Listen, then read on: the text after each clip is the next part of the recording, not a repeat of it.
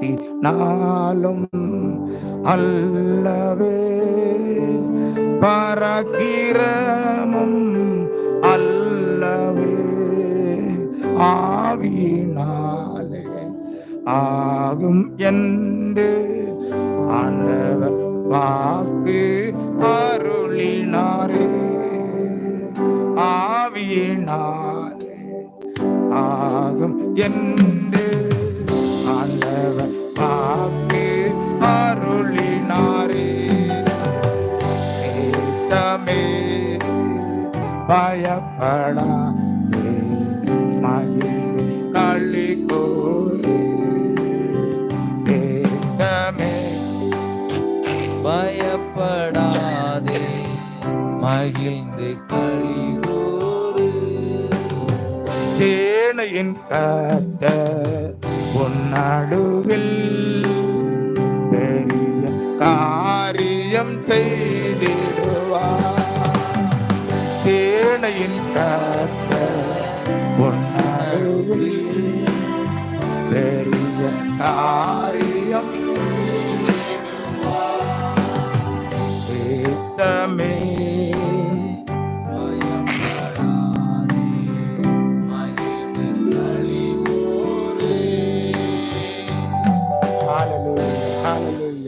நன்றியோடு நாங்கள் உம்மை துதிக்கிறோம்.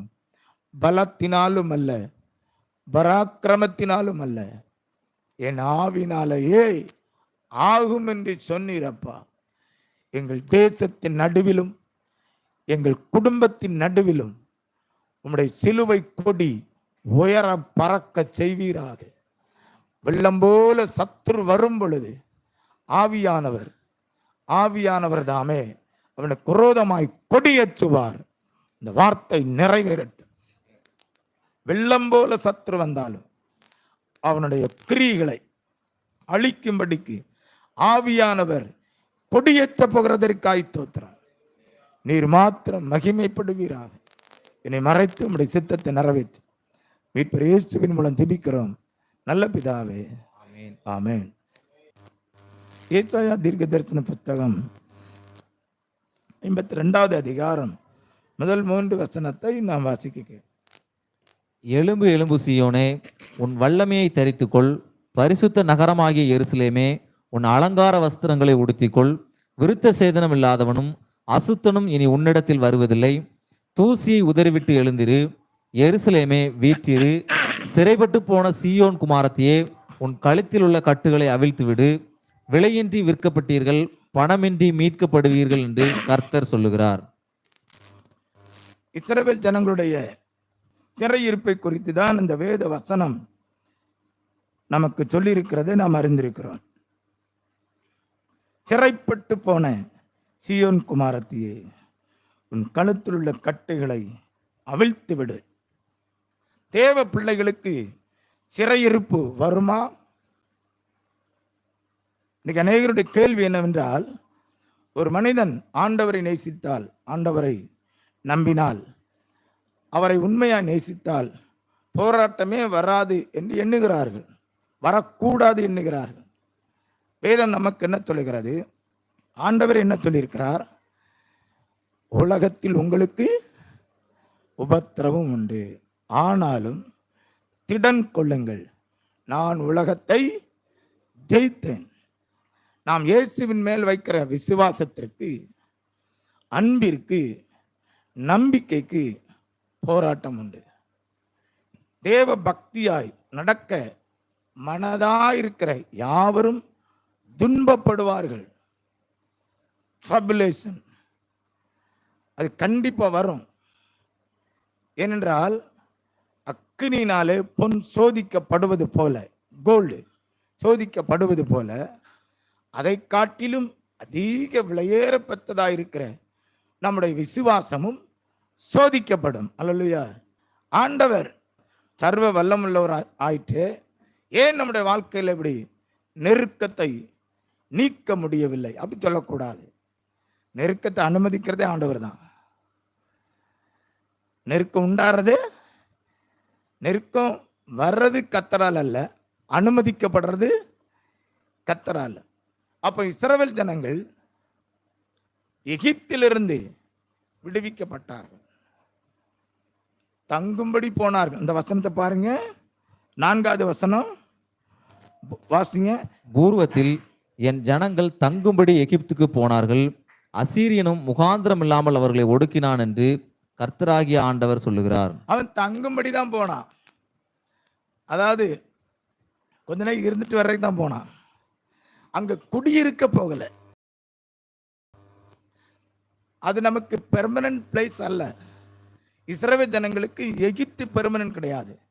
கானான் தேசம், வாக்களிக்கப்பட்ட தேசத்தை அவர்கள் ஒரு காலத்தில் சுதந்திரிக்கும்படிக்கு வாக்களிக்கப்பட்ட அந்த தேசம் கையில கொடுக்கப்படுவதற்கு முன்பதாக எகிப்துக்கு போனார்கள், தங்கும்படி போனான். ஆனா முகாந்திரம் இல்லாமல், எந்த விதமான குற்றச்சாட்டு இல்லாம, தேவையில்லாம அவர்களை அசீரியனும் ஒடுக்கினான்.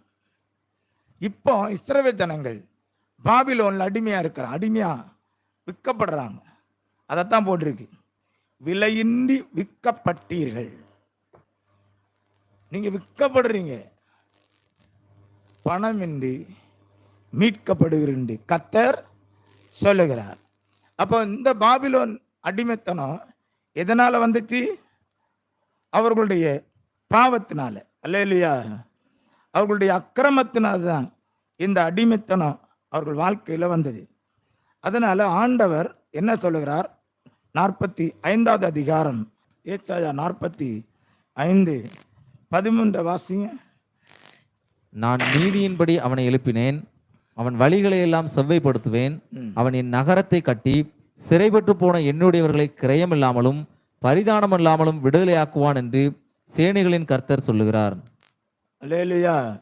இப்போ பாபிலோன்ல அடிமைத்தனத்திலிருந்து எப்படி விடுதலையாக்கப்படுவாங்க? அதைத்தான் இதுல சொல்லப்பட்டிருக்கு. பணமின்றி விற்கப்பட்டீர்கள், விலையின்றி விற்கப்பட்டீர்கள், பணமின்றி மீட்கப்படுவீர்கள். ஆக விலை இல்லாம போயிட்டீங்க, விற்கப்பட்டீங்க. எந்த பரிதானம் இல்லாமல், உன்னை நான் ரூபா கொடுத்து உனக்காக ராஜாக்கள்கிட்ட நான் பணம் கொடுத்து உன்னை மீட்கலை, பணமின்றி மீட்கப்படுவீர்கள், ஒரு செலவு இல்லாம, அதான் அர்த்தம். ஆக விலை இல்லாம நீங்க விற்கப்பட்டீங்க, அதை போல செலவு இல்லாம மீட்கப்படுவீர்கள். அல்லேலூயா. அப்போ இப்படி இஸ்ரவேல் ஜனங்களுக்கு அந்த அடிமைத்தனத்திலிருந்து மீட்கப்படுதலை குறித்து எப்படி பேசுகிறார்? நான் நீதியின்படி அவனை எழுப்பினேன், அவன் வழிகளை எல்லாம் செவ்வைப்படுத்துவேன், அவன் என் நகரத்தை கட்டி சிறைப்பட்டு போன என்னுடையவர்களை கிரயமில்லாமலும் பரிதானம் இல்லாமலும் விடுதலை ஆக்குவான் என்று சேனைகளின் கர்த்தர் சொல்றார். அல்லேலூயா. இது யாரை குறித்து சொல்றாரு? ஒருவனை நான் எழுப்புவேன், கோரேஸ், அவன் ஆவியை நான் எழுப்புவேன்.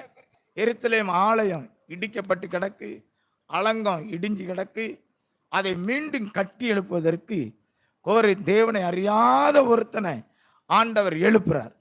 இதுக்கு எங்கே இருக்கிறது என்றால் 44வது அதிகாரம் 26வது வசனத்தை வாசிங்க. நான் என் ஊழியக்காரரின் வார்த்தையை நிலைப்படுத்தி என் ஸ்தானாதிபதிகளின் ஆலோசனையை நிறைவேற்றி குடியேறுவா என்று எருசலேமுக்கும் கட்டப்படுவீர்கள் என்று யூதாவின் பட்டணங்களுக்கும் சொல்லி அவைகளின் பாழான தலங்களை எடுப்பிப்பவர். 44:28 கோரேசை குறித்து, அவன் என் மேய்ப்பன், அவன் எருசலேமை நோக்கி நீ கட்டப்படு என்றும் தேவாலயத்தை நோக்கி நீ அஸ்திபாரப்படு என்றும் சொல்லி எனக்கு பிரியமானதை எல்லாம் நிறைவேற்றுவான் என்று சொல்லுகிறவர் நான். இந்த வசனத்தை தான் சொல்றேன். கோரேஸ் அவன் என் மேய்ப்பன், அவன் எருசலேமை கட்டப்படு, தேவாலயத்தை அஸ்திபாரப்படு, எனக்கு பிரியமானதெல்லாம் அவன் செய்வான். ஆக தேவ ஜனம் சிறைப்பட்டு போன பிற்பாடு என் நீதியின்படி நான் அவனை எழுப்புவேன். யாரை குறித்து பேசுகிறார்?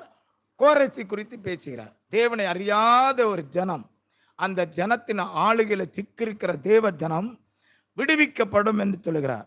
அதுக்கு தான் ஆண்டு சொல்ல 45வது அதிகாரம் 1-2 வசனத்தை வாசிங்க. கர்த்தராகிய நான் அபிஷேகம் பண்ணின கோரேசுக்கு முன்பாக ஜாதிகளை கீழ்ப்படுத்தி ராஜாக்களின் இடைக்கட்டுகளை அவிழ்க்கும்படிக்கும் அவனுக்கு முன்பாக வாசல்கள் பூட்டப்படாதிருக்க கதவுகளை திறந்து வைக்கும்படிக்கும் அவனை பார்த்து அவன் வலதுகையை பிடித்து கொண்டு அவனுக்கு சொல்லுகிறதாவது, நான் உனக்கு முன்னே போய் கோணலானவைகளை செவ்வையாக்குவேன். பாத்தீங்களா? யாருக்கு இந்த வாக்கு தத்துவம் தெரியுமா? கோரேசுக்கு தான். தேவ ஜனம், தேவனுடைய ராஜ்யம் கட்டப்படுவதற்கு அவனுக்கு முன்பாக நான் அவனுக்கு திறந்த வாசலை வைத்திருக்கிறேன். அவனுக்கு முன்பாக கதவு பூட்டக்கூடாது. அவனுடைய வலது கையை பிடித்து நான் என்ன சொல்றேன்? நான் உனக்கு முன்னே போய் கோணலானவைகளை செவ்வையாக்குவேன். அல்லேலூயா. அப்ப ஆண்டவர் விலையில்லாமல் விற்கப்பட்டு இங்க பணமின்றி மீட்கப்படுவீர்கள், ஒரு செலவும் இல்லாம எந்த பரிதானம் இல்லாம அப்படியே என் ஜனத்தை கோரேசு விடுதலை ஆக்குவதற்கு எல்லா காரியத்தையும் செய்யும்படி நான் அவனுக்கு முன்னே போவேன். என்ன, இஸ்ரவேல் ஜனங்களுக்கு ஆண்டவர் ஒரு பிசிக்கலா எப்படி உதவி செய்தாரோ அதே போல முழு உலகத்துக்கும் ஆண்டவர் ஆவிக்குரிய ரீதியிலும் தேவ பிள்ளைகளுக்கு அடிமைத்தனத்தில் சிக்கிருக்கிற மக்களை ஒரு விலை இல்லாமல் பணம் இல்லாமல் இலவசமாய் மீட்டெடுப்பார். அல்லேலூயா. இல்லை உடனே சத்தம் வந்திருக்கணும், மெதுவாக வருது. புரிஞ்சு சொல்கிறாங்களா? புரியாமல் சொன்ன மாதிரி இவர் எந்நேரமும் எகிப்து பாபிலோன்கிறாரு. கொஞ்சம் ஏறுதா? எகிப்துன்னா என்னன்னு தெரியல, பாபிலோன் என்ன தெரியுமா? திரும்ப திரும்ப அதை நம்ம பேசுறதுக்கு காரணம் என்ன? ஆண்டவர் நம்முடைய சிறையிருப்பிலிருந்து நம்மை விடுவிப்பார், சிறையிருப்பிலிருந்து நம்மை காப்பாற்றுவார். அப்ப ஆவிக்குரிய ரீதியில தேவ பிள்ளைகளுக்கு சிறையிருப்பு வருமா? கண்டிப்பா வரும். தேவனுடைய பிரமாணத்துக்கும் தேவனுடைய வார்த்தைக்கும் நம்மை முழுமையாய் கொடுக்காவிட்டால், அவருடைய ஆளுகைக்கு அர்ப்பணிக்காவிட்டால், சத்ரு சமயம் பார்த்து நம்முடைய வாழ்க்கையில அவன் கிரியை செய்வான். அதைத்தான் இந்த வசனம் சொல்லுகிறது. அவர்கள் பரிதானம் இல்லாமல் எந்த ஒரு கிரயம் இல்லாமல் என் ஜனத்தை நான் விடுவிப்பேன். அவன் அநியாயமா கொண்டு போகப்படுறான், விருதாவா. 5வது வசனத்தை வாசிங்க. 52:5. இப்பொழுது எனக்கு இங்கே என்ன இருக்கிறது? என் ஜனங்கள் விருதாவாய் கொண்டு போகப்பட்டார்கள். இப்போ பாபிலோன் அடிமைத்தனம் எப்படி விருதாவா கொண்டு போகப்படுறாங்க? தேவையில்லாம. அவர்களை ஆளுகிறவர்கள் அவர்களை அலற பண்ணுகிறார்கள். அலற பண்றாங்க. நித்தமும் இடைவிடாமல் என் நாமம் தூசிக்கப்படுகிறது என்று கர்த்தர் சொல்லுகிறார். எகிப்தின் அடிமைத்தனம் அவருடைய நாமம் தூசிக்கப்படுவதற்கு ஏதுவான காரியம் அல்ல. பட் த பாபிலோன் கேப்டிவிட்டி, அது ஆண்டவருடைய நாமத்துக்கு நாமம் தூசிக்கப்படுகிறது. அப்ப தேவ ஜனம் ஆண்டவருடைய பிரமாணத்துக்கு விரோதமாக நடக்கும் பொழுது அவர்கள் அடிமைத்தனத்துக்கு உட்படுத்தப்படுகிறார்கள். அது என்னவாகும்?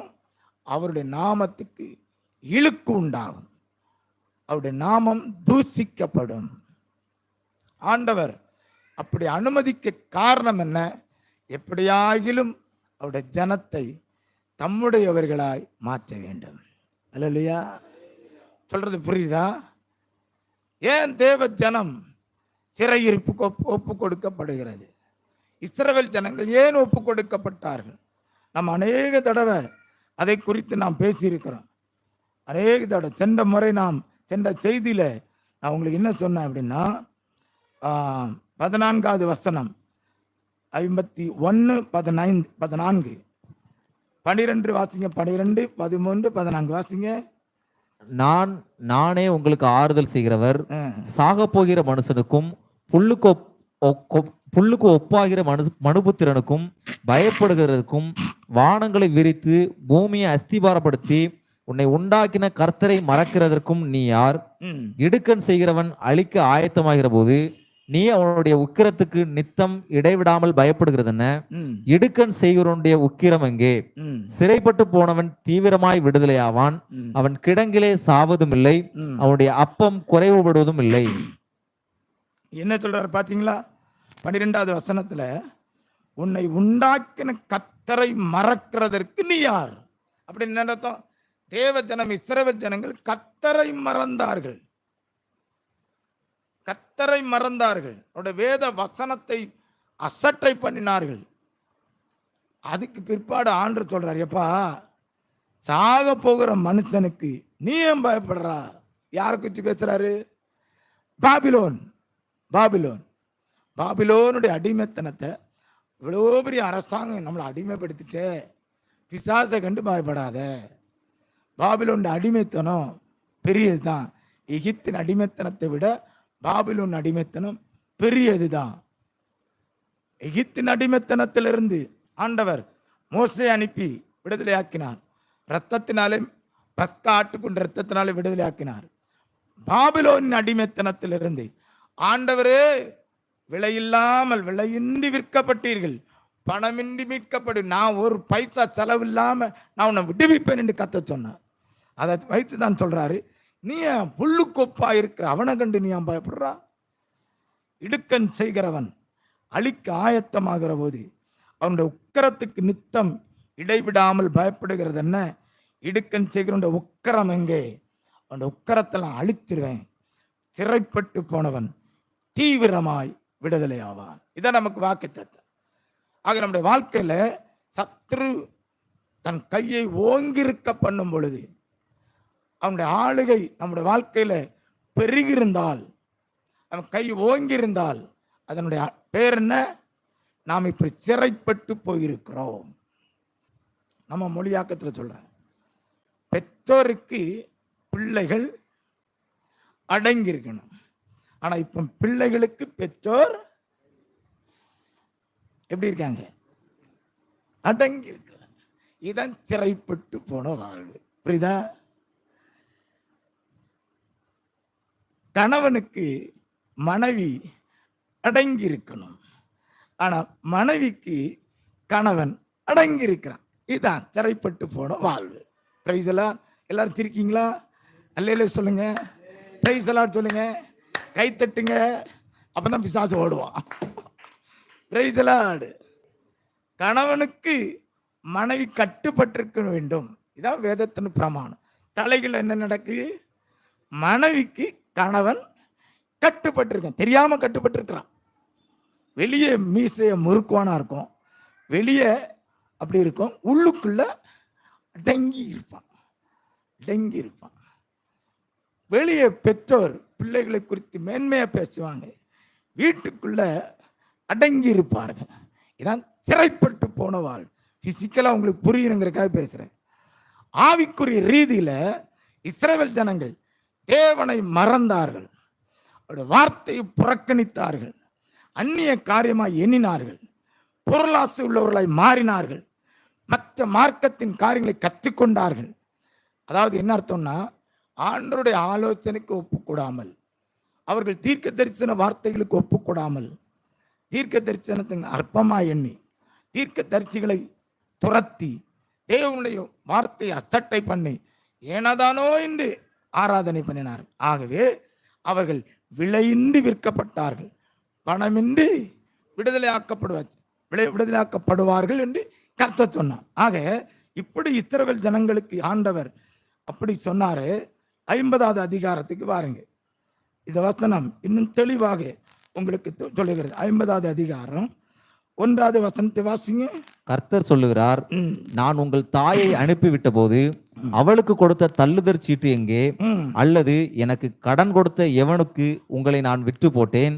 இதோ உங்கள் அக்கிரமங்களின் நிமித்தம் நீங்கள் விற்கப்பட்டீர்கள், உங்கள் பாதகங்கள் நிமித்தம் உங்கள் தாய் அனுப்பிவிடப்பட்டால். இங்கதான் தெளிவா இருக்கு. இதோ உங்கள் அக்கிரமங்கள் நிமித்தம் நீங்கள் விற்கப்பட்டீர்கள், உங்கள் பாவங்கள் நிமித்தம் உங்கள் தாய் அனுப்பிவிடப்பட்டால். உங்கள் முற்பிதாக்கள் தாய் உங்களை வளர்த்தவங்க, இஸ்ரவேல் ஜனங்களுக்கு பார்த்து சொல்ல, உங்களை வளர்த்தவங்க உங்க முற்பிதாக்கள். அவங்க இப்போ அவங்களுடைய பாவத்து நிமித்தம் நீங்க இப்போ பாபிலோனுக்கு அடிமைகளா இருக்கிறீங்க. இப்ப ஆண்டவர் மறுபடியும் பேசுறாரு பாருங்க. 2வது வசனத்தை வாசிங்க. நான் வந்தபோது ஒருவனும் இல்லாமற் போனதென்ன? நான் கூப்பிட்ட போது மறு உத்தரவு கொடுக்க ஒருவனும் இல்லாமற் போனதென்ன? மீட்க கூடாதபடிக்கு என் கரம் குறுகிட்டோ, விடுவிக்கிறதற்கு என்னிடத்தில் பலன் இல்லாமல் போயிட்டோ?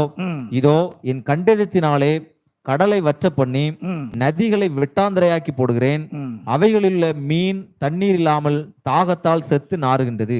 போதும் பாருங்கள் என்ன சொல்றாரு. நான் வந்தேன், ஒருத்தனும் இல்லை. நான் கூப்பிடுறேன், ஒருத்தனும் சத்தம் முடியும். ஏன்னு சொல்றாரு?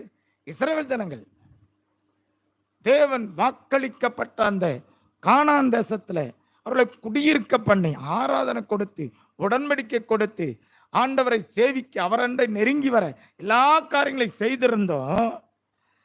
அவர்களுக்கு தேவனுடைய சத்தத்தை கேட்க மனதில்லை. ஆண்டு சொல்ற, நான் வரும்போது ஒருத்தன் இல்லையப்பா, நான் நான் கூப்பிட்ட போது மருவத்திர கொடுக்க ஒருத்தன் இல்லாமல் போயிட்டானே.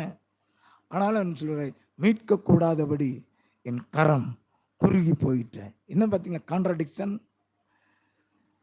நான் கூப்பிட்ட போது ஒருத்தன் சத்தம் கொடுக்கல, நான் வந்தபோது ஒருத்தனும் இல்லை. என்னை சேவிக்க, என்னை ஆராதிக்க, என்னை தேடுகிறவன் இல்லை. ஆனா மீட்க கூடாதபடி என் கை குறுகி போயிட்டாப்பா. குறுகல, நான் மீட்டெடுப்பேன். அப்படி சொன்ன ஆண்டவர் தன்னோட வார்த்தையின்படியே கோரேசை எழுப்பி இஸ்ரவேல் ஜனங்களை மீட்கும்படிக்கு ஆண்டவர் அந்த நெகேமியா, எஸ்ரா இப்படிப்பட்ட தலைவர்களை எழுப்பி மீண்டும் எருசலேமை கட்டுவித்தார், மீண்டும் அஸ்திபாரப்படுத்தினார்.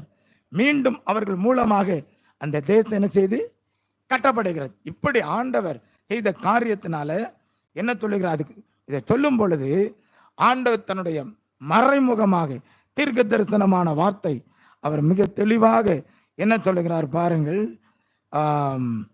54வது வசனத்தை வாசிங்க.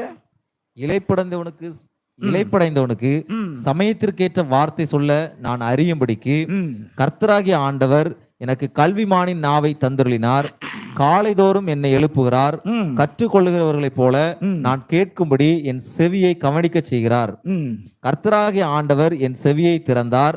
நான் எதிர்க்கவும் இல்லை, நான் பின்வாங்கவும் இல்லை. அடிக்கிறவர்களுக்கு என் முதுகையும் தாடை மயிரை பிடுங்குகிறவர்களுக்கு என் தாடைகளையும் ஒப்பு கொடுத்தேன். அவமானத்துக்கும் உமிழ் நீருக்கும் என் முகத்தை மறைக்கவில்லை. போதும், பாத்தீங்களா? இப்போ ஆண்டவர் தீர்க்க தரிசனமா ஏசாயா மூலமா சொல்றார். அந்த அடிமைத்தனத்தில் இஸ்ரவேல் ஜனங்கள் இருக்கும் பொழுது அவர்களை பணமின்றி நான் உன்னை விடுதலை ஆக்குவேன்ப்பா, என் கரம் குறுகி போயிட்டா, நான் உன்னை கண்டிப்பா விடுதலை ஆக்குவேன் அப்படி சொல்லி வரும்போது சொல்றாரு, என்ன சொல்றாரு? அடிக்கிறவர்களுக்கு என் முதுகையும் தாடை மயிரை பிடுங்குகிறவர்களுக்கு என் தாடைகளையும் ஒப்பு கொடுத்தேன். அவமானத்துக்கும் உமிழ் நீருக்கும் என் முகத்தை மறைக்கவில்லை. 7வது கடைசி வார்த்தை பாருங்க. என் முகத்தை கற்பாறை போல் ஆக்கினேன். கிறிஸ்துவின் பாடுகளை குறித்து தீர்க்க தரிசனமாய் வருது. அல்லேலூயா. அப்ப இஸ்ரவேல் ஜனங்கள் எப்படி பாபிலோன் அடிமைத்தனத்துல இருக்கும் பொழுது ஆண்டவர் ஒரு செலவில்லாமல் அவர்களை விடுதலை ஆக்கினாரோ, அப்படியே ஆவிக்குரிய ரீதியில ஆபிரகாமின் சந்ததியில பிறக்காத நம்மையும் புறஜாதிகளில் பிறந்த நம்மையும் கிறிஸ்து இயேசுவின் நீதியினாலே ஆபிரகாமின் சந்ததிகளாக நம்மை மாற்றினாலும், அவருடைய ரட்சிப்பை நமக்கு கொடுத்திருந்தாலும், நாம் தேவனுக்கு உண்மையாய் அவருடைய அன்புக்கும் அவருடைய கிருபைக்கும் அவருடைய ஆளுகைக்கும் நம்மை முழுமையாய் அர்ப்பணிக்காததினாலே அநேக வல்லமைகள் நம்மை பின்தொடருகிறது. சத்ருவின் கிரியைகள் நம்முடைய வாழ்க்கையை சீரழிக்க விரும்புகிறது, சீரழிக்க ஆக்கிரமிக்கிறது. புரிகிறதா நான் சொல்றது? அன்றைக்கு இஸ்ரவேல் ஜனங்கள் எப்படி இருந்தார்களோ அப்படியே இன்றைக்கும் பாபிலோன் அடிமைத்தனம் நமக்கு தெரியல, மறைமுகமாக நம் வாழ்க்கையில செயல்பட்டு கொண்டிருக்கிறது. பாபிலோனின் அடிமைத்தனத்தில் மீட்கப்படுறது ரொம்ப கஷ்டம். ஆண்டவர் சொல்றாரு, எப்ப நான் பணம் இல்லாமல் ஒரு பைசா செலவு இல்லாம என் ஜனத்தை நான் மீட்டெடுப்பேன். அல்லேலூயா.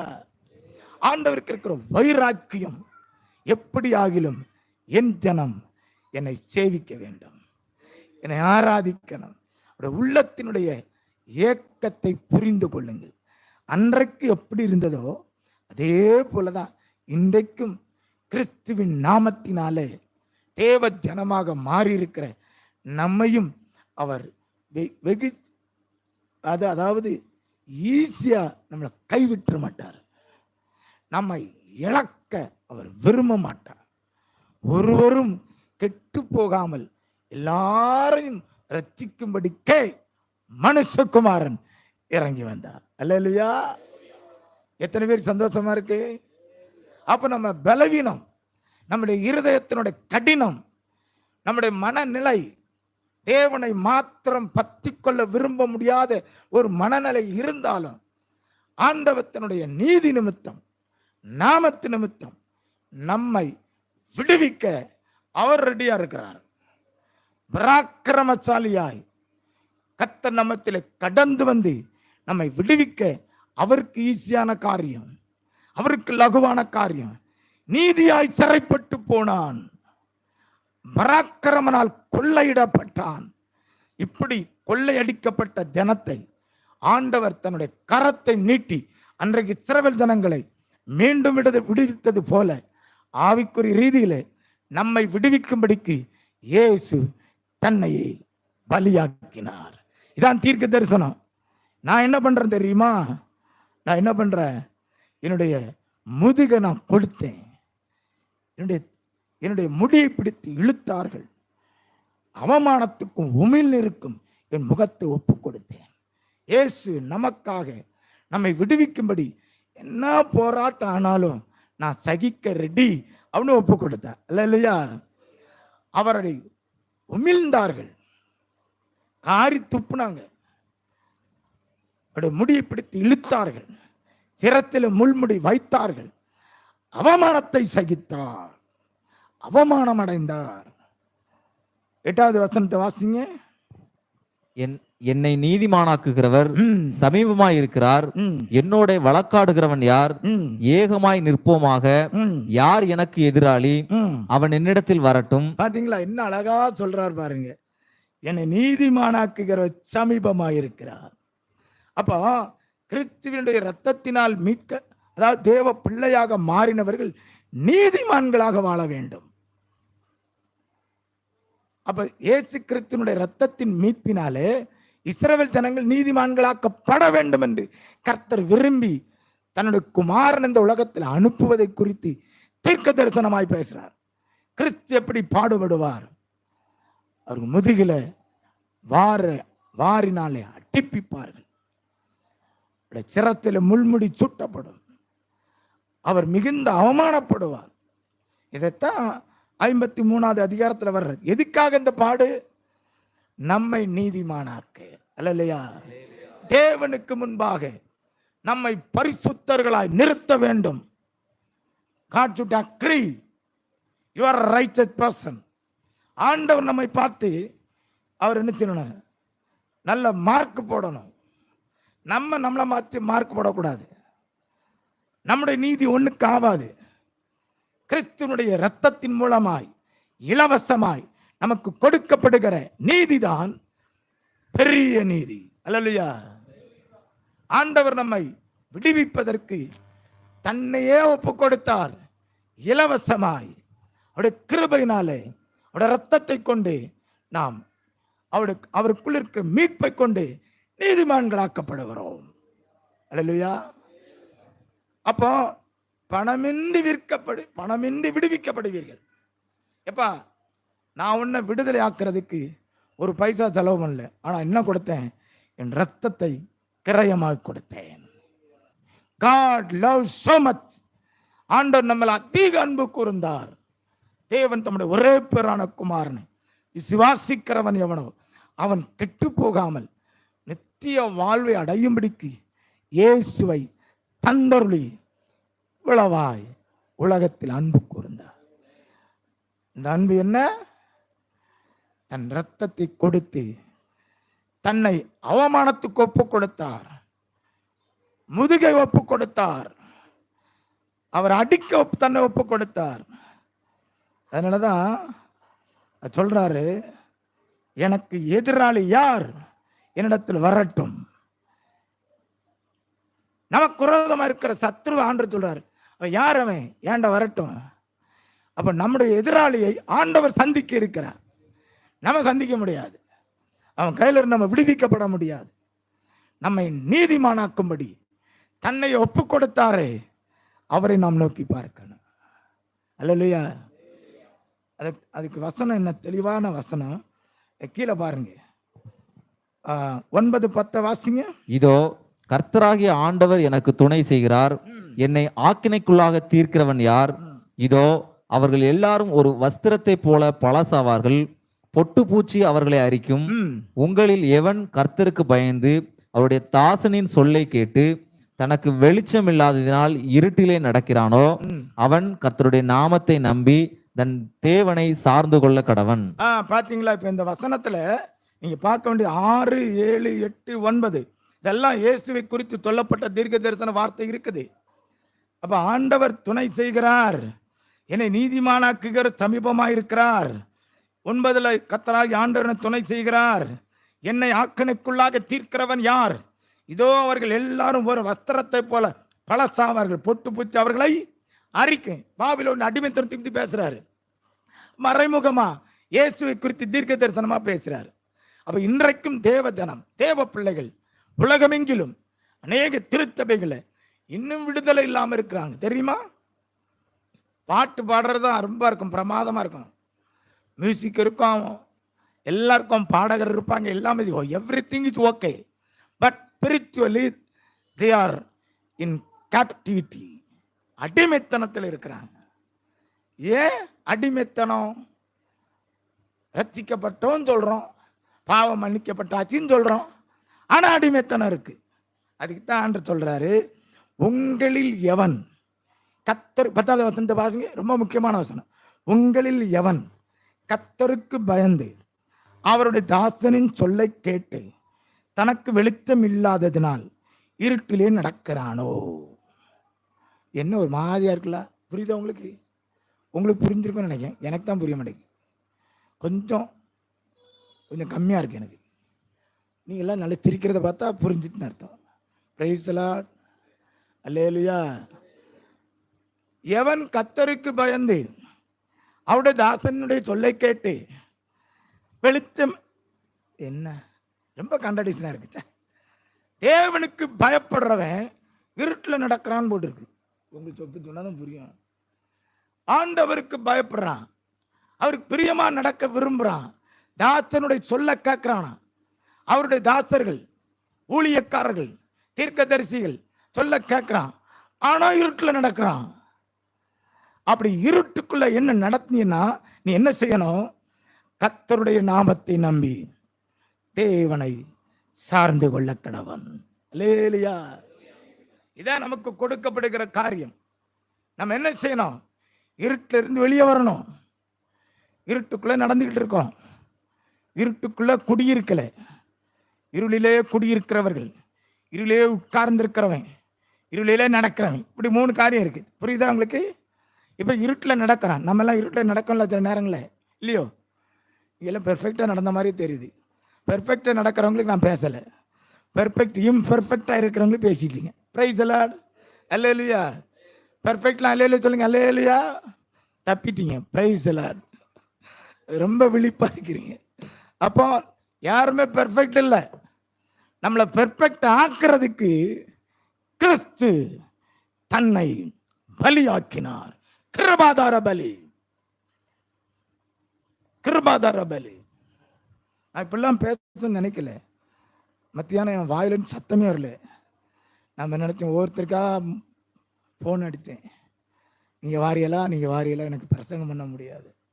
அப்போ எனக்கு முடியாதனால தான் அப்படின்னு. இப்போ நான் படுத்திருக்கும் போது என்ன பேச ஆண்டவர், நான் என் ஜனங்களுக்காக என்னையே நான் பலியாக்கினேன், அதை மட்டும் சொல்லு. அல்லேலூயா. அதுக்கு தான் இவ்வளோ பெரிய செய்தி. 45 நிமிஷம் 50 நிமிஷம் செய்தி தெரியுமா? இந்த ஒரு வார்த்தை தான்.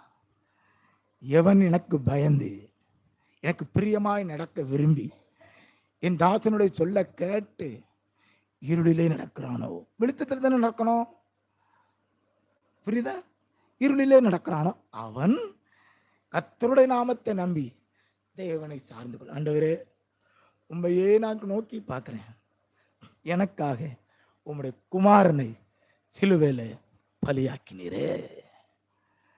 கிருபாதார பலி, தேவனுடைய பிரிய நம்மேல் உண்டாகும்படிக்கு கிறிஸ்து செய்த கிரயம்தான் நம்மேல் பூரணமான பிரியத்தை கொண்டு வருது. There is no other way. There is no other hope at all. நமக்கு விடுதலை அப்படின்னா கிறிஸ்துவின் பலியில தான் இருக்கிறது. ஆதியும் அவர்தான், அந்தமும் அவர்தான், ஆரம்பமும் அவர்தான், முடிவும் அவர்தான். உண்மையே நான் நோக்கி பார்க்கிறேன். உம்முடைய நாமத்தை நான் நம்புறேன். உம்முடைய நாமத்தை நான் நம்புறேன். ஆண்டவர் தம்முடைய ஜனத்தினுடைய விடுதலைக்காக கொடியை உயர்த்தி வைத்திருக்கிறார். சங்கீதம் 148 வாசிங்க. ஆராதனையில நம்ம கேட்டோம்ல, 13 வாசிங்க. அவர்கள் கர்த்தரின் நாமத்தை துதிக்க கடவர்கள். அவருடைய நாம மாத்திரம் உயர்ந்தது. அவருடைய மகிமை பூமிக்கும் வானத்திற்கும் மேலானது. அவர் தம்முடைய பரிசுத்தவான்கள் யாவருக்கும் தம்மை சேர்ந்த ஜனமாகிய இஸ்ரவேல் புத்திரருக்கும் கொண்டாட்டமாக தம்முடைய ஜனத்திற்கு ஒரு கொம்பை உயர்த்தினார். அல்லேலூயா, அல்லேலூயா. தம்முடைய பரிசுத்தவான்கள் யாவருக்கும் தம்மை சேர்ந்த ஜனமாகிய இஸ்ரவேல் புத்திரருக்கும் கொண்டாட்டமாக தம்முடைய ஜனத்திற்கு ஒரு கொம்பை உயர்த்தினார். அவருக்கு பயந்து நடக்கணும் விரும்புறோம். அவருடைய வார்த்தையை நாம் வாசிக்கிறோம். Till we are walking in darkness. வெளிச்சம் இல்லை, வெளிச்சம் வீசல, என் மனதில் வெளிச்சம் இல்லை. என்ன செய்யலாம்? அவருடைய நாமத்தை நாம் நம்ப வேண்டும். எனக்காக முதுகை ஒப்பு கொடுத்தார். தன்னுடைய தாடி முடிய ஒப்பு கொடுத்தார். உமிழ்நீருக்கு என்ன ஒப்பு கொடுத்தார். அவமானம் அடைந்தார்.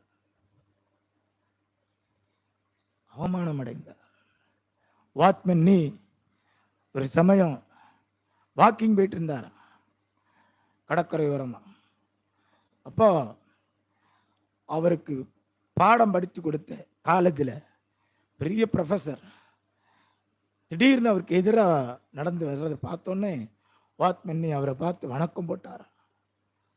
சார் வணக்கம் சார் அப்படின்னு பார்த்தோன்னே, அப்பா டீ குடிக்க வாங்க. வாட்மேன் நீ தானே? ஆமாம். ரவுண்டு டேபிளில் உட்காந்து டீ குடிப்போம். உட்காந்து என்ன செய்றா? நீ பெரிய படிப்பாளியாச்சே, ஞானியாச்சே, நீ இப்போ எங்கே இருப்பா? பெரிய ஒரு உயர்ந்த பதவியில் இருப்பா நினைக்கிறேன். சயின்டிஸ்டாக இருப்பா. ஏன்னா அவ்வளோ ஞானம் அவருக்கு, படிப்பில் பெரிய கில்லாடி. பணிவோடு சொன்னாரா, சார் இயேசுவின் அன்பை குறித்து பிரசங்கிக்கிற ஊழியக்காரனாக இருக்கிறேன். டீ குடிக்கணும் உட்கார்ந்தாங்கல்ல, எலும்பிட்டார். எலும்பி காரி முகத்தை என் முகத்தை ஒன்று பார்க்காத துப்பிட்டு போயிட்டார். யாராவது காரி துப்புவாங்களா? வணக்கம் சார்னு போட்டான். எனக்கு நீங்கள் படித்து தந்தீங்களே சார். காரி துப்பிட்டு போனோன்னே அவர் துப்பின எச்சி அல்ல வடிஞ்சிட்டு இருந்துச்சான். தன்னுடைய கர்ச்சி பச்சு அப்படி மெதுவாக துடைக்கும் போது ஆண்டவர் இயேசு பேசினாரா, உனக்காக நான் அவமானப்பட்டேன், உனக்காக நான் அவமானப்பட்டேன். உடனே அது அவருக்கு பெருசாவே தெரியலையாம். இது நான் அவமானப்படுறது சாதாரண காரியம், என் இயேசு எனக்காக அவமானப்பட்டார். அல்லேலூயா. ஒரு பாவம் செய்யாதவர் எனக்காக என்னை மீட்கும்படிக்கு தன்னையே பலியாக ஒப்பு கொடுத்தார். தம்மை சார்ந்த இஸ்ரவேல் புத்திரருக்கு, தம்முடைய பரிசுத்தவான்களுக்கு, தம்முடைய ஜனத்திற்கு ஆதரவாக ஒரு கொம்பை உயர்த்தினார். அது இயேசுவின் நாமம். அப்படி சொல்லும் போது உங்க உள்ளத்துக்குள்ள ஆனந்தம் பொங்கணும். பொங்கலன்னா சம்திங் டிஃபெக்ட். டெல்லி விமானம் மாதிரி தான். டெல்லி தப்பா சொல்லிட்டேனா? அகமதாபாத்ல இருந்து இங்கிலாந்து பத்தியலா லண்டன். லண்டன் சொன்னா உங்களுக்கு புரியும். தப்பு சொல்லிட்டு தப்பா வந்து லண்டன் விமானம் மாதிரி தான். எல்லாமே சரியா இருக்கு. ஆனால் எண்ணத்தில் கோளாறு இருந்துச்சா? இப்போ இன்ஜினில் தான் கோளாறு. There is no power. நம்மளும் அப்படி தான் இருக்கோம். பவர் இல்லை, அதனால தான் மேலே இருந்துச்சு மணிக்கு ஏற மணிக்குங்க அப்படி பறந்துக்கிட்டு இருக்கு. எங்கே மோதலான்னு இருக்கு. அந்த விமானி சாமர்த்தியத்தினால குடியிருப்பு பகுதியில் மோதாம அது நேர அந்த மருத்துவக் கல்லூரியுடைய விடுதலை போய் விடுமுடி பண்ணி சில உயிர் தான் போச்சு. நேர பொத்துன்னு விழுந்தல 3000 பேர் செத்துருப்பாங்களாம். எத்தனை பேர்? 3000 பேர். அதுலேயும் விமானி தான் உயிரையும் கொடுத்து மக்களை காப்பாற்றுறதுக்கு இந்த லண்டன் போகிற விமானி என்ன செஞ்சா பண்ணியிருக்கிறார். அப்போ இன்ஜின்ல அந்த கோளாறு இருக்கக்கூடாது. இயேசுவின் நாமம் நம்முடைய மனதிற்கு நம்பிக்கையாக இருக்க வேண்டும். இருட்டில் நடக்கிற எவனும் நாமத்தை நம்பு, நாமத்தை நம்பு. There is no other gospel. There is no other message. ஒரு பிரதர் கேட்டார், பிரதர் ஓரளவு பரவாயில்லமா சொல்றீங்க, இயேசுவை பற்றியே சொல்றீங்க, ஆனால் இன்னும் கூடுதலான வெளிச்சம் உள்ள மெசேஜ், பவர்ஃபுல் மெசேஜ் இங்கே எங்கேயா கிடைக்குமா அப்படின்னார். நான் சொன்னேன், நீங்கள் எங்கே தேடி பாருங்க, கிடைச்சிச்சுன்னா எனக்கு சொல்லுங்க, நானும் அங்கே வாரேன் அப்படின்னு. பிரைஸ் எல்லாம் நானும் இங்கே வாரேன். எப்படி பேசுகிறாங்க பார்ப்போம். இயேசுவை விட்டு வேறொரு வழி இல்லையே. இல்லையா? கிருபாதார பலி. மத்தியானம் பேசுனதை தான் சொல்றேன். ஏதோ இன்னைக்கு மண்டையில வச்சு பேசல. நான் என்னையே கிருபாதார பலியாய் கொடுத்தேன். என் நாமத்தை நீங்கள் நம்பு, என்னை சார்ந்து கொள், நீர்தான் என்னை விடுதலை ஆக்க வேண்டும். உந்து சக்தி உன்னதத்திற்கு நாம் பறக்க வேண்டுமானால், எல்லா வல்லமைக்கு மேலாக நம்முடைய பாதங்கள் நிற்க வேண்டுமானால், எல்லா நாமத்திற்கு மேலாக உயர்த்தப்பட்டிருக்கும் கிறிஸ்துவின் பலியை நம்பி, நாமத்தை நம்பி, உம்மை நான் சார்ந்து கொள்கிறேன் என்று சொல்லணும். அல்லேலூயா. நீ எனக்கு பயப்படுகிறாய், என் தாசனுடைய சொல்ல கேட்கிறாய், but till now walking in darkness. நீ இப்பவும் இருட்டில் தான் நடந்துட்டு இருக்கிற. உனக்கு வெளிச்சம் வேணும்னா என் நாமத்தை நம்பு. எனக்கும் அதுதான், உங்களுக்கு அதுதான். சிலுவை நிழலில் அனுதினம் அடியான் சாய்ந்திலை பாரிடுவேன்.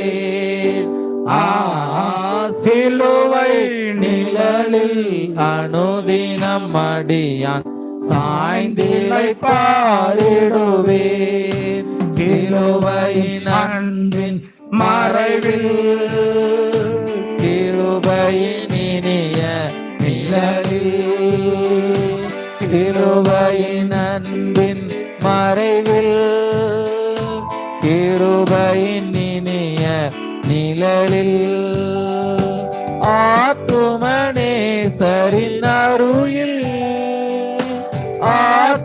ஆத்துமனேசரின் அருகில் அடைகிறேன் ஆறுதல் மனதில். சிலுவை நிழலில் அனுதினம் அடியான் சாய்ந்திலை பாரிடுவேன். எவ்வித கொடிய இடருக்கும் அஞ்சேன், இயேசுவை சார்ந்து நிற்பேன். எவ்வித கொடிய இடருக்கும் அஞ்சேன், இயேசுவை சார்ந்து நிற்பேன். அவனியில் வியாகுலம் வந்தாமே, அவரையே நான் அண்டிக் கொண்டால். அவனியில் வியாகுலம் வந்தால், அவரையே நான் அண்டிக் கொண்டால். அலை மிக மோதிடும் அண்ணால், அலை மிக மோதிடும் அண்ணால், ஆறுதல் அளிப்பாரை சொன்னார். சிலுவை நிழலில் அனுதினம் அடியான் சாய்ந்திலை பாரிடுவேன். சிலுவை நிழலில் அனுதினம் அடியான் சாய்ந்திலை பாரிடுவேன். கிறிஸ்துவின் நாமத்தின் மீது உங்களுக்கு முழு நம்பிக்கை வந்தாகணும். அது வரைக்கும் இந்த பிரசங்கம் தான். அல்லேலூயா. அதுக்கு பிறகுதான் தேசத்தை குறித்த பாரத்தை வச்சு பேசலாம். ஆனாலும் நம்ம தேசம் இருளுக்குள்ள கிடக்க அப்பப்ப நினைச்சிடுங்க அப்படின்னு ஜோமனை சொல்றோம். அல்லேலூயா. நம்முடைய பாரத பிரதமருக்காக தோத்திரம் பண்ணுங்கன்னு சொல்றோம். இல்ல சரியா? நம்முடைய தேசத்தினுடைய எல்லா அதிகாரிகளுக்காகவும் தோத்திரம் பண்ணுங்க. ஏன்? இருமாப்பாய் ஜனத்தை ஆளக்கூடாது. God only sent his own son, Jesus Christ.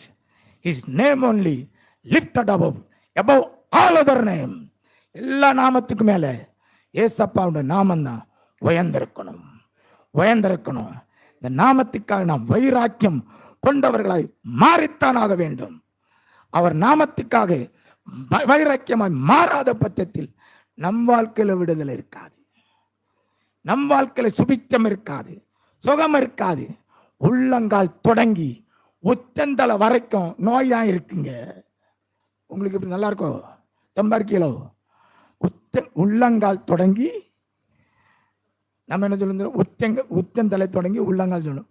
வசனம் சொல்லுதுமா, உள்ளங்கால் தொடங்கி உச்சந்தலை வரைக்கும் எங்களுக்கு சுகமே இல்லை. அப்படி சொல்லுவீங்களா நீங்க? ஐயோ அப்படி சொல்ல முடியாது. நான் நல்லா ஹெல்த்தியா தான் இருக்கேன்னு சொல்றீங்களோ? ஹெல்த்தியா இருக்கிறவங்களாம் சொல்லாதீங்க. நான் சொல்ற மாதிரி சொல்லுங்க. உள்ளங்கால் தொடங்கி உச்சந்தலை வரைக்கும் சுகமே இல்லை. சொல்றேன், கஷ்டமா இருக்கோ?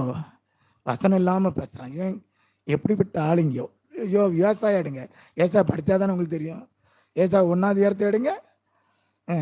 நான் சொன்னா உங்களுக்கு ரொம்ப கஷ்டமா இருக்கு. பாருங்க 5வது வசனம் வாசிங்க. இன்னும் நீங்கள் ஏன் அடிக்கப்பட வேண்டும்? இன்னும் நீங்கள் ஏன் அடிக்கப்படணும்? அதிகமாய் விலகி போகிறீர்களே. யாரை விட்டு விலகி போறீங்க? அதிகமாய் கர்த்தரை விட்டு விலகி போகிறீர்களே. வாசிங்க. தலையெல்லாம் வியாதியும் இருதயமெல்லாம் பலட்சியமாய் இருக்கிறது. இருதயமெல்லாம் பலட்சியமா இருக்குதான். உள்ளங்கால் தொடங்கி உச்சந்தலை மட்டும் அதிலே சுகமே இல்லை. நான் கூட சொல்லிடுவேன். எனக்கு அடிக்கடி பலவீனமா வருது. இடுப்புல வலி வருது, கால்ல வலி வருது, கை வலிக்கு, தலைக்குள்ள ஒரு மாதிரி வருது, என்னெல்லாம பண்ணுது. நான் தான் அப்படி சொல்றேன். உங்களுக்கு சொல்ல முடிஞ்சா சொல்லுங்க. சரியா? அது வாசிங்க. அது காயமும் வீக்கமும் நொதிக்கிற ரணமும் உள்ளது. அது சீல் பிதுக்கப்படாமலும் கட்டப்படாமலும் எண்ணெயினால் ஆற்றப்படாமலும் இருக்கிறது. அப்ப முழுசா வியாதி இருக்குங்க. கிறிஸ்து நமக்காக தலையிலிருந்து கால் வரைக்கும் அடிக்கப்பட்டார். அவமானம் காரி துப்புனாங்க. புறக்கணிக்கப்பட்டார். தேவனால் கைவிடப்பட்டார். இந்த பலியை நாம் நம்புவோம். இதை அவருடைய நாமத்தை நம்புறது. சிலுவை நம்பணும், அவருடைய நாமத்தை நம்பணும். குற்றமில்லாத மாசத்தை ஆட்டுக்குட்டியாகி கிறிஸ்துவின் ரத்தத்தினாலே மீட்கப்பட்டீர்கள் என்று அறிந்திருக்கிறீர்களே. விலையேறப்பட்ட பொன்னினாலும் வெள்ளினாலும் நீங்கள் மீட்கப்படவில்லை. விலையின்றி விற்கப்பட்டீர்கள்.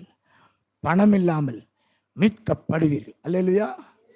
ஆண்டவர் நம்மளை மீட்டெடுத்தது வெள்ளினாலும் பொன்னினாலும் அல்ல, கிறிஸ்துவின் விலையேறப்பட்ட ரத்தம், மாசத்த ரத்தம். அந்த ரத்தத்தை குறித்து நீங்கள் தூக்கத்திலே மேன்மை பாராட்டணும். திடீர்னு உங்களை யாரும் எழுப்பி என்ன அப்படின்னா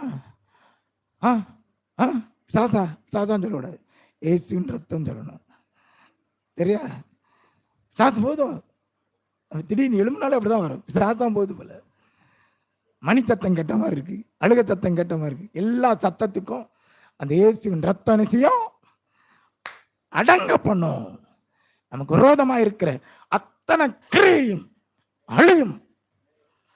நம்ம சரீரத்தில் இருக்கிற வியாதி விலகி போக வேண்டுமானால் சிலுவை நோக்கி பாருங்கள். அடிக்கப்பட்டார், நொறுக்கப்பட்டார், தேவனால் புறக்கணிக்கப்பட்டார். கர்த்தருக்கு பயந்து தாசனுடைய சொல்லை கேட்டு இன்னும் இருளிலே நடந்து கொண்டிருக்கிறானோ அவன் அவருடைய நாமத்தை நம்பி தன் தேவனை சார்ந்து கொள்ள கடவன். அவனுக்கு வெளிச்சம் உண்டாகும், இருளிலே வெளிச்சம் உதிக்கும். செம்மையான இருதயம் உள்ளவர்கள் தேவனுடைய வெளிச்சத்தை காண்பார்கள். யார் செம்மையான இருதயத்தார்? கிறிஸ்துவின் இரத்தத்தின் மூலமாய் தேவ நீதி பெற்றவர்கள். அவர்கள் செம்மையான இருதயம் உள்ளவர் இல்லையா? செம்மையான இருதயம் என்ன அர்த்தம் தெரியுமா? ஆண்டவர் எதிர்பார்க்கிற உள்ளம், ஆண்டவர் எதிர்பார்க்கிற இருதயம். அவன்தான் தேவனுக்கு முன்பாய் நீதிமான். செம்மையான இருதயம். செம்மையான இருதயத்தை கொடுக்கிறவர் யார்? கிறிஸ்துவின் ரத்தம். இந்த நாமத்தை நாம் நம்பும் பொழுது தேவனை நாம் அண்டிக் கொள்ளணுமா? ஆசாப் சொல்றான், தேவனை அண்டிக் கொண்டிருப்பதே நலம். அவரை நாம் முற்றிலும் சார்ந்து கொள்ள வேண்டும். நாம் சார்ந்து கொள்ளாத பட்சத்தில் இருள் விலகாது. எழுதி வச்சுடுங்க, எழுதி வச்சுடுங்க. தேவனை அண்டிக் கொண்டால் மாத்திரமே, அவரை சார்ந்து கொண்டால் மாத்திரமே. உண்மையே நம்பி வாழுவேன், எனக்கு வேறொரு நம்பிக்கை இல்லை, வேறொரு வழி தெரியல, நீரே எனக்காக பலியானி சொல்லி பாருங்க. வாழ்க்கையில விடுதலை. எல்லாரும் எழுந்திருப்போமா? ஹல்லேலூயா. கைமாலா வச்சு பிகாபாரா தூரமாந்தலா சிக்ஸபஹந்தரா பலபா சிக்கடப ஹொச்சக்க பகத்த. சில சிரத்தின் மேலே கர்த்தருடைய கிருபை இன்றைக்கு இறங்கும். ஓ, நீ தேவனால் தெரிந்து கொள்ளப்பட்டவன் என்பதற்கு அடையாளம் அதுதான், அடையாளம் அதுதான். கண்டு வச்சு யாரும் கண்களை திறக்காதீர்கள். ரக்காபாடு வச்சு சொக்க பகடல் அது யாக்கா, நான் தெரிந்து கொள்ளப்பட்டவன் என்று நீங்கள் சொல்லலாம். எவர்கள் தேவனால் தெரிந்து கொள்ளப்பட்டார்களோ இப்பொழுது அவருடைய நாமத்தை நம்புங்கள், இயேசுவை பிடித்துக் கொள்ளுங்கள், அவரை அண்டிக் கொள்ளுங்கள். There is no other way. There is no other way. வேறொரு வழி இல்லை, வேறொரு நாமம் நமக்கு கொடுக்கப்படவில்லை. இதுவே நம்மை பூரணப்படுத்தும், இதுவே நம்மை விடுதலையாக்கும். சத்ருவின் கிரிகளிலிருந்து, சிறையிருப்பிலிருந்து நம்மை விடுவிக்கும் ஒரே ஒரு நாமம், இயேசுவின் நாமம், இயேசுவின் நாமம். தேவனை அண்டிக் கொள்ளுவோம், தேவனை அண்டிக் கொள்ளுவோம். தேவ பிரசன்னம் ஒரு மகிமையாய் இறங்கிக் கொண்டிருக்கிறது.